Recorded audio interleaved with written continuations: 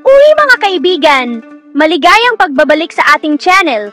Huwag kalimutang mag-subscribe upang tuloy-tuloy ang updates namin sa inyo. Ikinagagalak namin isa kayo sa sumusuporta sa amin.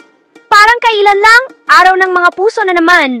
Ang bilis talaga ng panahon pag masaya, o pag naghihintay ka pa rin na yayain ka ng crush mo, biro lang. Pero seryoso, kahit may jowa ka na, kasama ang mga barkada o solo flight lang ngayong Valentine's Day, may handog kami para sa inyo. Tungkol sa pag-ibig, ang pag-uusapan natin ngayon, sa lahat ng kilig, saya, at minsan, kalokohan nito. May mga nakakakilig na quotes, mga mensahe na magpainit ng puso ninyo, at syempre, mga pelikulang perfect panoorin ngayong araw ng mga puso. Kaya humanda na kayo ng paborito ninyong snacks dyan sa tabi ng minamahal ang alagang hayop, walang judgment. At simulan na natin ang Valentine's Day celebration na hindi ninyo malilimutan. Ngayon, ipagdiriwang natin ang pag-ibig gamit ang ilang mga nakakakilig na quotes, mga mensaheng galing sa puso, at mga pelikulang sulit panoorin ngayong Valentine's Day 2025. Tara, simulan na natin! Umpisahan natin sa isang quote na tumatalakay sa tunay na kahulugan ng pag-ibig. Alam nyo, minsan nalilibang tayo sa mga bonggang sorpresa, mamahaling date, at mga bouquet ng rosas. At maganda naman lahat yun, ha? Pero ang pinakasentro ng pag-ibig ay ang pang-araw-araw na mga bagay. Ito ay ang pagpili sa isa't isa, araw-araw, kahit minsan nakakainis na kayo sa isa't isa. Ito ay ang paghahanap ng saya sa mga simpleng bagay at pagsuporta sa isa't isa sa hirap at ginhawa. Ito ay ang pag-alam sa kaibuturan ng puso mo na kahit anong pagsubok ang dumating, may karamay ka. At yun ang pinapaalala sa atin ng quote na ito. Ang pag-ibig ay hindi nasusukat sa kung ilang araw, buwan o taon na kayo magkasama. Ang pag-ibig ay kung gaano ninyo kamahal ang isa't isa araw-araw. Ang ganda, diba? Kaya ngayong Valentine's Day, pahalagahan natin ang maliliit na bagay. Ang mga ngiti na pinagsasaluhan, ang mga inside jokes, ang paraan nila na patawanin ka, kahit malungkot ka. Ngayon, magpadala naman tayo ng pagmamahal sa lahat ng mga nagmamahalan diyan. Kahit first Valentine's Day ninyo pa lang o matagal na kayong magkasama na halos alam ninyo na ang sasabihin ng isa't isa. Alam nyo kung sino kayo. Binabati namin kayo ng isang masayang Valentine's Day. Naway mapuno ang araw ninyo ng tawanan, saya at kaunting chocolates. Sana'y mapuno ang araw ninyo ng mga romantikong sorpresa, mga usapang galing sa puso, at mga alaalang panghabang buhay. Mahalin ninyo ang isa't isa, pahalagahan ang pagmamahala ninyo, at huwag sayangin ang kahit isang sandali. Dahil ang pag-ibig na tulad ng sa inyo ay isang napakalagang regalo. Kaya para sa inyo, mga lovebirds, naway maging kasinggan ng pangarap ninyo ang Valentine's Day ninyo o higit pa. Sandali lang, kailangan kong batiin ang mga kaibigan kong the best. Alam ninyo, ang Valentine's Day hindi lang para sa mga may jowa. Ito ay pagdiriwang ng lahat ng uri ng pag-ibig, kasama na ang pagmamahal natin sa ating mga kaibigan. Kayo ang mga sandalan ko, ang mga cheerleaders ko, ang mga kasama ko sa kalokohan. Lagi kayong nandiyan para sa akin, masaya kayo sa mga tagumpay ko, at sinasabihan ninyo ako ng totoo, kahit ayaw ko pang marinig. Kaya sa mga kaibigan kong astig, Happy Valentine's Day! Dahil sa inyo, mas masaya, mas masigla at mas exciting ang buhay ko. Nagpapasalamat ako sa bawat isa sa inyo. At tandaan, kung single ka at nalulungkot ka na yon, tawagan mo lang ang mga besties mo. Dala namin ang wine, chocolates at dance party. Sino ba ang may kailangan ng date kung nandyan naman ang barkada? Okay, balik tayo sa mga lovebird. May nahanap akong quote na sobrang romantic. Hindi ko pwedeng hindi i-share. Ito yung tipong quote na gugustuhin mong yapin ang mahal mo at sumayaw sa sala. Handa na ba kayo? Ikaw ang aking ngayon at ang lahat ng aking bukas. Nakakakilig, di ba? Ang ganda, no? Ito ay isang pangako, isang deklarasyon, isang patunay sa kapangyarihan ng pag-ibig na walang hanggan. Ito ay tungkol sa paghahanap ng taong magpaparealize sa'yo na may sense pala lahat ng love songs. Ito ay tungkol sa pagbuo ng buhay na magkasama, na puno ng tawanan, pakikipagsapalaran, at walang sawang pag-support sa isa't isa. Kaya kung nahanap mo na ang taong yun na nagpapaniwala sa'yo sa forever, yakapin mo siya ng mahigpit at wag mo nang pakawalan. Napakaswerte ninyo na nagkatagpo kayo.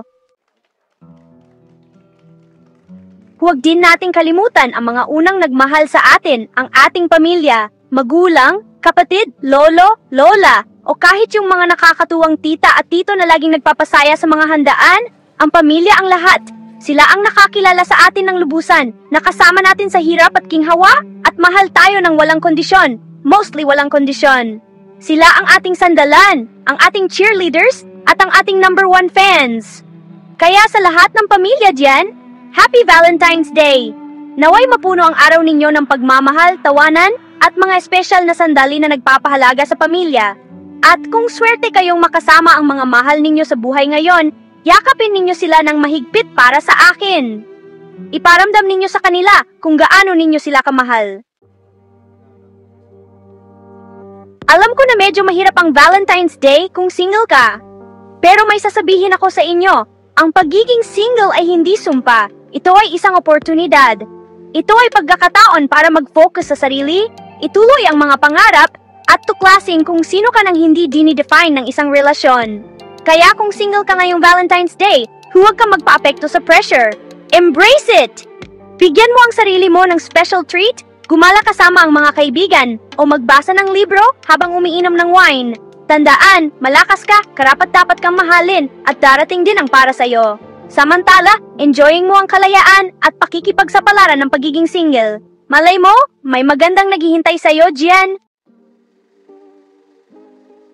Okay, oras na para pag-usapan ng mga pelikula. At ano pa nga ba ang mas magandang paraan para damhin ang Valentine's Day kundi ang manood ng classic romantic movie? At pagdating sa classic romance, hindi ka magkakamali sa The Notebook. Ryan Gosling, Rachel McAdams, isang love story na tumatagal ng ilang dekada. Kumpleto na ang sangkap para sa isang nakaiyak na pelikula. Siguraduhin lang na may tissue ka, kasi maiiyak ka talaga. Ipinapaalala sa atin ng pelikulang ito na kaya ng pag-ibig na lampasan ng lahat, kahit ang panahon at alaala. Isang magandang kwento tungkol sa second chances, walang hanggang pag-ibig, at ang hindi pagsuko sa taong mahal mo. Kaya patayin ang ilaw, kumuha ng popcorn, at maghanda na ulit mind love sa The Notebook. Huwag lang masyadong umiyak. Ngayon, para sa mga gusto ng may halong katatawanan ang romance, ire-recommenda ko ang Crazy Rich Asians. Ang pelikulang ito ay nakakatawa at nakakakilig, may kasama pang kaunting glamour. Ma-in love ka sa mga karakter, sa kultura, at sa kanilang karangyaan. Pero ang pinakasentro nito ay ang kwento tungkol sa pamilya, tradisyon at pagsunod sa puso mo, kahit dalhin ka pa nito sa ibang bansa. At ang gaganda pa ng mga damit sa pelikulang ito, humanda na sa fashion inspiration. Kaya tawagin na ang mga kaibigan, magbukas ng champagne, at maghanda na mahulog sa mahika ng Crazy Rich Asians. Kung gusto mo ng classic love story na hindi naluluma, Pride and Prejudice ang para sa'yo. Ang kwentong ito tungkol sa pag-ibig, pride at prejudice ay kinakikiligan ng mga tao sa loob ng ilang siglo, at may magandang dahilan. Si Colin Firth bilang si Mr. Darcy? Oo naman, nasa pelikulang ito na ang lahat ng hinahanap mo sa isang romantic drama, nakakatuwang asaran, magagandang costume, at isang love story na magpapaniwala sa iyo sa tadhana. Kaya kumuha ng tsaa, magkumot, at maghanda na mapunta sa mundo ni Jane Austen. Hindi ka magsisisi. At panghuli, tatapusin natin ang ating Valentine's Day movie marathon gamit ang isang feel-good romantic drama na mananatili sa puso mo kahit tapos na ang pelikula. Ang La La Land ay isang napakagandang pelikula na tumatalakay sa kapangyarihan ng mga pangarap at ang mapait na katotohanan ng pag-ibig. Dahil sa nakakaakit na musika, nakakabilib na mga sayaw, at magagaling na pagganap ni Ryan Gosling at Emma Stone, ang La La Land ay isang obra maestra na magpapa-in-love sa'yo. Ito ay isang love letter sa Hollywood, sa mga nangangarap, at sa kapangyarihan ng pag-ibig kahit hindi ito magtagal. Kaya patayin ang ilaw, lakasan ang volume at damhin ang mahika ng La La Land. Baka, mapasayaw ka pa? Ayan na nga, mga kaibigan. Natapos na ang ating Valentine's Day celebration, pero ang pagmamahal at saya na ating pinagsaluhan ay mananatili habang buhay. Sana'y nag-enjoy kayo sa mga inspiring quotes, mga mensaheng galing sa puso, at mga rekomendasyon ng pelikula. Tandaan, kasama mo man ang iyong minamahal, mga kaibigan o pamilya, ang pinakamahalaga ay ang pagkalat ng pagmamahal at kabaitan saan ka man magpunta. Salamat sa panood! Huwag kalimutang mag-like, comment, at subscribe para sa mas maraming exciting na content. Magkaroon kayo ng isang napakagagandang Valentine's Day na puno ng pagmamahal at saya. Paano? Nakasubscribe ka na ba?